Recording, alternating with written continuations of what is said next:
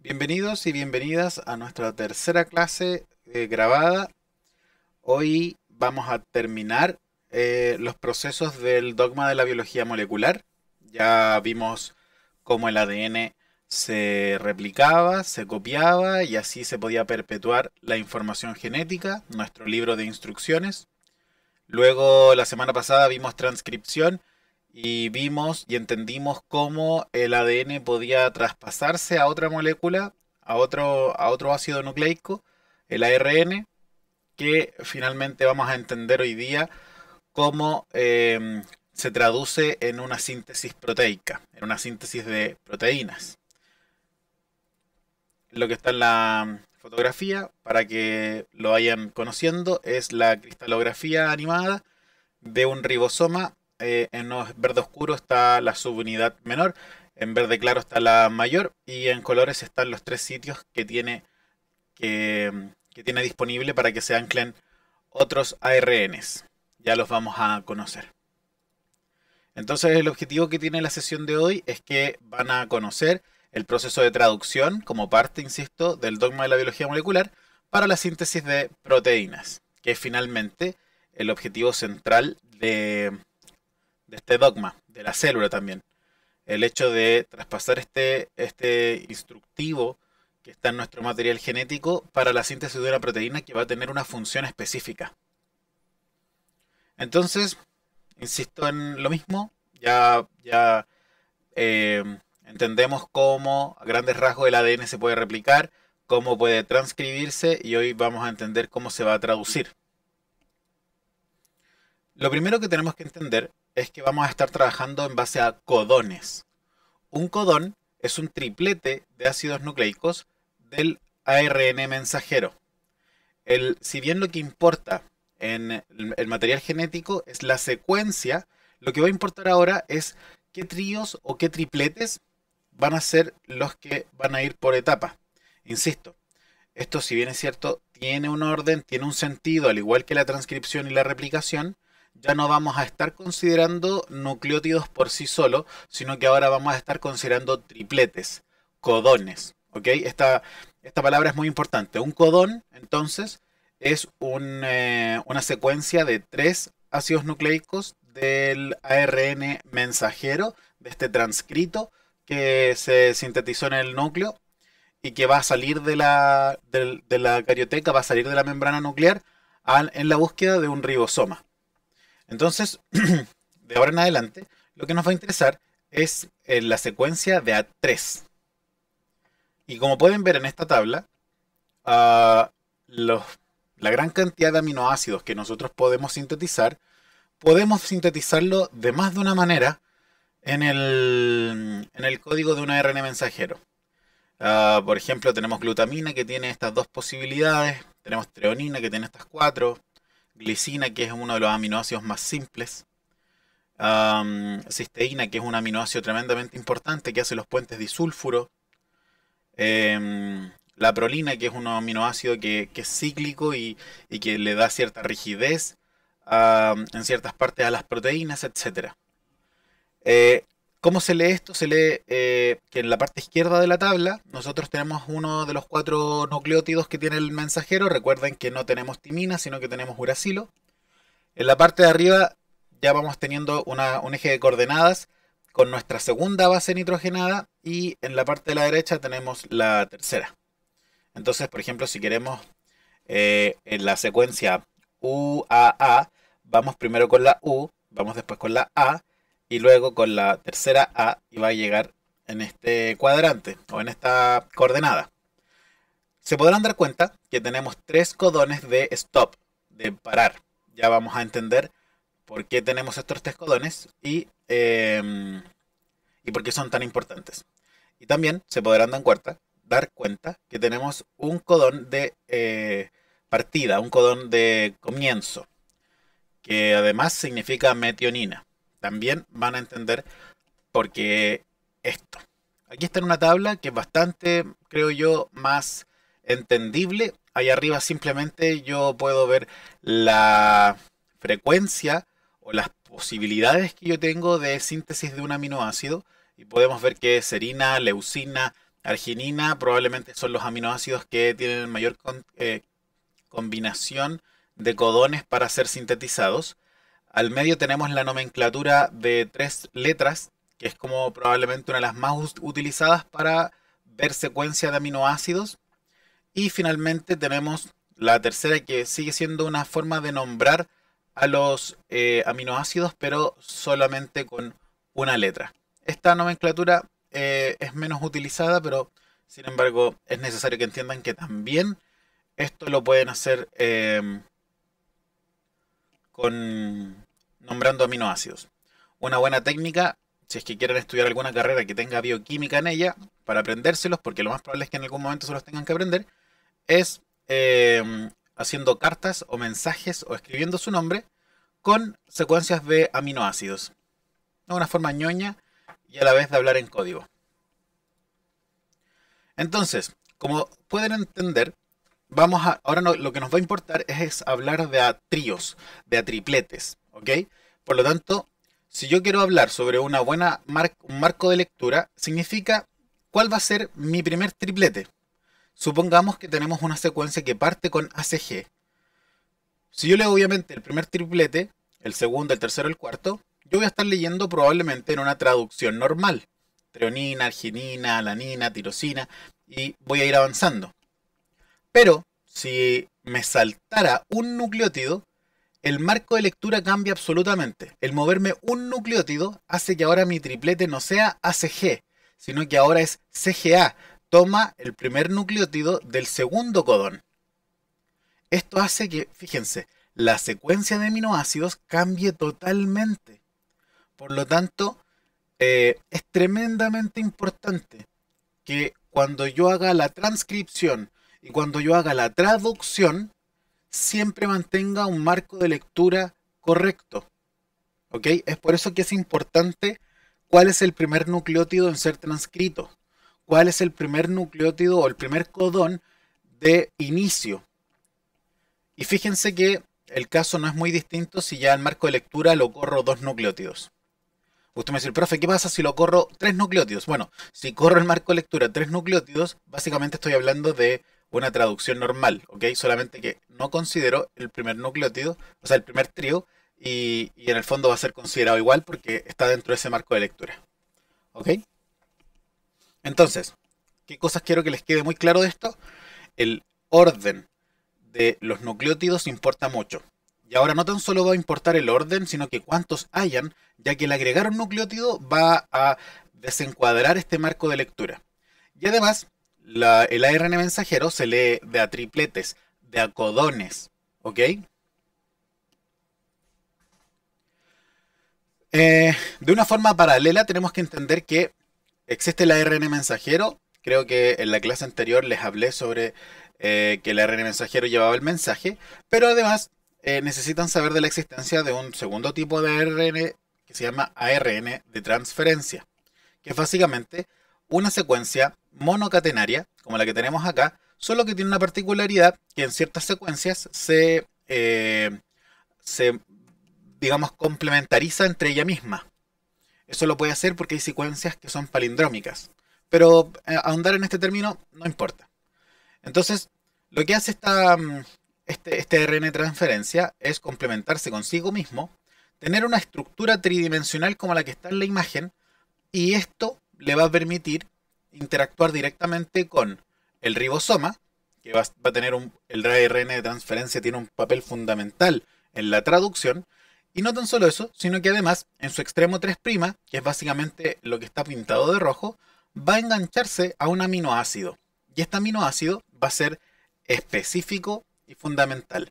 Me refiero a que van a existir ARNs de transferencia específicos para engancharse a cada uno de los aminoácidos que yo necesito agregar en una cadena de péptidos. ¿Ok? Va a existir una ARN de transferencia entonces para enganchar leucina, isoleucina, prolina, histidina, triptófano.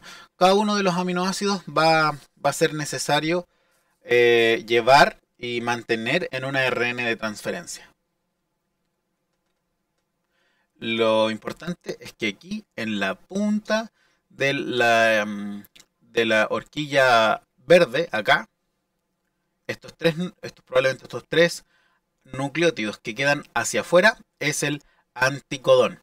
¿Qué significa el anticodón? Si se acuerdan, el codón era el triplete de nucleótidos que tiene el mensajero. Bien, el ARN transferencia entonces va a tener el anticodón, que es la secuencia o el trío complementario al codón. ¿Sí? Es por eso que podemos decir con tanta certeza que treonina es ACG. No significa que treonina sea con ACG, sino que lo más probable es que el ARN de transferencia de la treonina sea UGC. Aquí, UGC. Y como va a ser UGC, el anticodón siempre va a tener una treonina. Bien, algo que probablemente tienen que entender, pero no a cabalidad, es que en los procariontes estos procesos son bastante más sencillos. El ADN se transcribe en un mensajero que normalmente es más corto y que ese mensajero se va a traducir a una proteína. Lo importante que quiero que entiendan es que lo más probable es una adaptación que han tenido los procariontes, es que dentro de este transcrito hay muchos genes.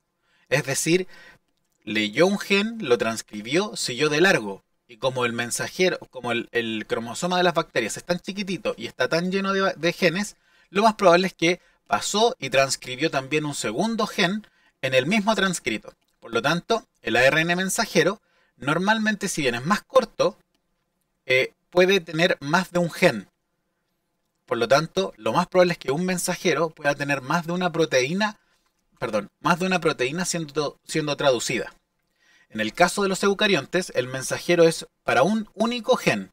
El problema es que los eucariontes tenemos secuencias que deben ser eliminadas en el transcrito. Fíjense, se llaman intrones. Los intrones son estas secuencias naranjas que son, entre comillas, ADN, que es basura, que no sirve, no codifica para algo relevante ni importante. Y es por eso que cuando se hace el transcrito, lo que hay que hacer es eliminar estas secuencias amarillas. Y luego recién vamos a tener un mensajero que va a ser traducido. Esto siempre va a ocurrir en el núcleo.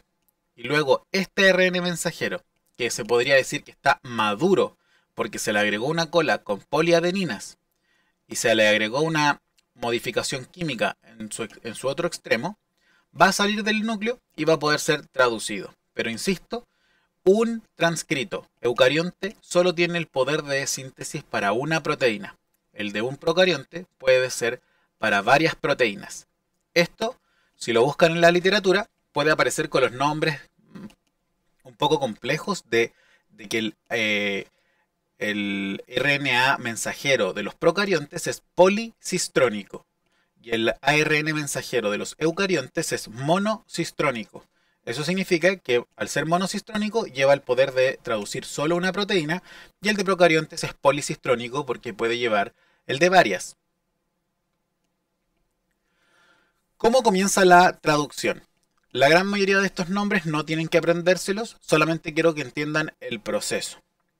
Hay portes que para mí van a ser de extrema necesidad que usted lo entienda y yo se los voy a indicar para que puedan tomar apuntes de ello. Primero, aquí de hecho les muestro lo que les estaba hablando de la policistronía de un ARN mensajero procarionte.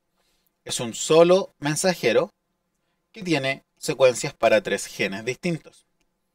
Por lo tanto van a suceder 3 traducciones que pueden ser simultáneas, en paralelo, y que van a sintetizar 3 proteínas distintas. Bien, todo va a partir primero con factores iniciadores de la traducción. Estos factores lo que van a hacer es reclutar una subunidad menor y un ARN de transferencia exclusivo de metionina. Si se acuerdan en la tabla inicial que les mostré cuando les dije sobre el código genético se dice degenerado, se me había olvidado decirles esto, el código genético se dice degenerado porque muchas formas, muchos tríos, muchos tripletes, muchos codones pueden formar un mismo aminoácido. ¿Ok? No tiene nada que ver con que sea ordinario y que no apele a las costumbres ni morales de una sociedad correcta, sino que simplemente se le dice así porque un aminoácido puede ser sintetizado con varios tripletes. Entonces, cuando yo les hablé sobre este código, les dije que el AUG es un codón de comienzo, pero además es el de metionina. Y ahora podrán entender el por qué. Siempre, siempre, y esto es algo universal, el primer aminoácido en todas las proteínas es una metionina. Y no va a existir otra metionina a lo largo de la cadena polipeptídica. Es decir, siempre se parte con una metionina y metionina jamás puede repetirse en otro lado. La única función de metionina es dar comienzo a la traducción. Nunca vamos a ver a metionina, este aminoácido, formando parte de una estructura importante en una proteína. Entonces, y también quiero que derriben otro mito. Siempre un ribosoma, o al menos lo que yo pensaba en enseñanza media, era que el ribosoma estaba la subunidad mayor y la menor como siempre juntitas. Bueno, la verdad es que no. El ribosoma anda con sus subunidades de manera repartida y no hay una correspondencia entre esa es mi subunidad mayor y solamente me debo acoplar con ella. No, en verdad aquí hay mitades de ribosomas y el que se enganche con el que enganche nomás. Entonces, todo va a partir por la subunidad menor. Este como sistema, este complejo entre el ARN de transferencia que trae metionina, un factor de iniciación de la traducción y la subunidad menor, se van a enganchar al mensajero en su extremo 5'. ¿Ok? Esto es importante. En su extremo 5'. Si nosotros recordamos en nuestro 5', normalmente tenemos una modificación química, que es una metionina, o sea, perdón, un grupo metilo que se le pone a una base nitrogenada, pero básicamente lo que quiero que entiendan es que en el 5' hay una modificación simplemente que hace saber a estos factores que ahí por ahí debe engancharse. ¿Ok? En los procariontes estas modificaciones no existen. Entonces vamos a engancharnos en el extremo 5' y esto va a ir avanzando en la subunidad menor hasta encontrarse con AUG. Si se acuerdan, AUG tiene una tremenda importancia. Me voy a devolver y van a entender que AUG es el codón de comienzo, donde va a engancharse la metionina. Por lo tanto, ya se podrán dar cuenta de que al llegar a este punto, metionina va a poder formar las interacciones con el codón y el anticodón. Recuerden que el codón es el triplete del ARN mensajero y el anticodón es el triplete que expone el ARN de transferencia. Habiéndose producido esta interacción, este enganche entre las bases nitrogenadas, recuerden que ahí se forman puentes de hidrógeno, va a llegar la subunidad mayor y va a desplazar a este factor de iniciación. Ahora sí, vamos a poder, digamos, mirar al ribosoma completo. Este ribosoma o la subunidad mayor tiene tres sitios: el sitio E, el sitio P, que va al medio, y el sitio A, que en este caso está más hacia la derecha. Tienen estos nombres porque básicamente en el sitio A se llama aminoacil, básicamente es por el aminoácido, el sitio P es por el péptido y el sitio E es de exit o de salida. Entonces se va a enganchar y la metionina va a quedar en sitio P del péptido. Ahora ya podríamos entender que la iniciación comenzó. Y de ahora en adelante lo que va a suceder es una elongación. Básicamente vamos a aumentar la cadena de proteínas que vamos a empezar a sintetizar. Y evidentemente va a depender del codón que haya aquí. Dependiendo del codón que haya aquí, va a entrar el ARN transferencia, que va obviamente a mostrar su complementariedad en el anticodón, que obviamente trae un aminoácido que es específico y debe ser el segundo aminoácido de esta proteína. Va a entrar entonces en el sitio A. Recuerden que el sitio A es de aminoácido. O sea, estoy simplificando los términos, pero no importa. Es de aminoácido. Y cuando se hace esta unión entre el aminoácido y el péptido, estos aminoácidos quedan tan cerca que una región del ribosoma hace el enlace peptídico, que es básicamente el enlace entre dos aminoácidos. Al formar esta unión, la metionina perfectamente se puede desenganchar de su ARN de transferencia. Y como ya podrán entender, aquí tenemos nuestro primer nuestra primera unión entre aminoácido y aminoácido de una proteína que puede ser muy larga, puede ser mediana o puede ser corta, da lo mismo. El proceso siempre va a ser igual para todos. Entonces, si hablamos de la elongación, podríamos tener 2, 3, 4, 5. Lo importante es que la subunidad mayor del ribosoma se va a correr. Recuerden que tenemos enganchado una ARN de transferencia en el sitio A. Por lo tanto, la subunidad mayor se va a mover un espacio hacia la derecha. Ese espacio tiene justo el espacio para 3 tripletes del ARN mensajero y que queden en el sitio A. Entonces se va a correr, va a mostrar 3 sitios más, se va a enganchar una ARN de transferencia con otro aminoácido. Recuerden que este ARN de transferencia tiene la complementariedad con el codón. Esto va a traer un aminoácido específico, se va a producir la unión peptídica y se va a ir formando esta cadena de aminoácidos. Al formarse esta cadena de aminoácidos, como les digo, la subunidad mayor se mueve un espacio, ¿ok? Eso deja al ARN de transferencia que tenía previamente toda la cadena polipeptídica en el sitio E. Vamos a tener ahora entonces el ARN de transferencia que se venía integrando y que ahora sí tiene toda la cadena de aminoácidos en el sitio que estaba en el sitio A, ahora va a estar en el P. Si se recuerdan, el sitio E era de exit o de salida, por lo tanto se va a ir. Y ahora nos va a quedar el sitio A disponible para que entre otro ARN de transferencia con otro, o puede ser el mismo aminoácido, da igual, y que este proceso se repita incontables veces, o en verdad las veces que la elongación y la formación de esta proteína lo necesiten. Esto entonces se va a ir repitiendo n veces, hasta que llegue un momento en que nos vamos a topar con un codón muy preciso, que ojo, no es necesario que sea el UAG, sino que puede ser cualquiera de los 3 codones de términos que estaban en la tabla del principio. En el momento en que aparece un codón de término, lo que entra no es una ARN de transferencia, porque este es el último aminoácido de la proteína. Lo que debiera entrar entonces es un factor liberador o... claro, digámosle que es como una molécula que termina la traducción. Entonces este factor va a entrar, se va a enganchar en este codón de término y va a provocar el mismo movimiento de la subunidad mayor hacia el lado, provocando que el péptido se rompa del ARN de transferencia y el ARN de transferencia quede en el sitio E para posteriormente ser liberado. Esto, como ya no hay ninguna interacción y ninguna cadena de péptidos, lo que hace rápidamente es disgregarse. Obviamente los ARNs de transferencia que son liberados van en búsqueda de otro aminoácido libre para poder enganchar, específico para su secuencia, y las subunidades se quedan disponibles para empezar otra traducción.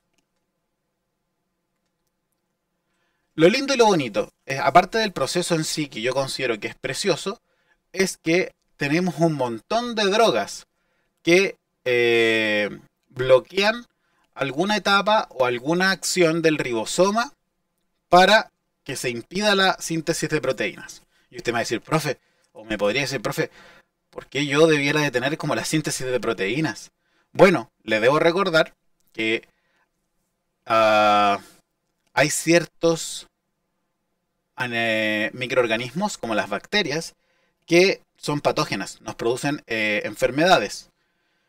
Y cabe la curiosidad, tal vez no lo sepan, que los ribosomas de las bacterias son ligeramente, un poquito, mínimamente diferentes de los eucariontes.